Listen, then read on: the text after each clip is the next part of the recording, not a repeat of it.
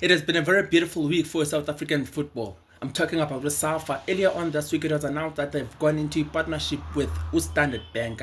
This is a deal that will see Standard Bank sponsoring all the divisions of the national team. The Teta when under 17, when under 20, when under 23, when first team. Ndibalandoni na. Okay, while speaking about the national teams, oh yes, Adidas has arrived to the scene and they've dropped the kits that they've made for Ilizwe South Africa. Remember, Banyana Banyana is heading to AFCON soon, and also Bafana Bafana will also be playing in the World Cup. While speaking about the South African football, Umnomzana Gayton McKenzie went as Bukwayo because he announced that he has already transferred Imali to people that will be handling the VAR process, meaning that in South African football we will be having a VAR on our football, and that will mean there will be less refereeing bad decisions, and hopefully we will see our football elevating further. Hey bafubethu, we are elevating ngeyona ndlela ayinamandi abamantini mashita, but I'm so happy for the development that's happening and the growth that we're getting to experience in our football.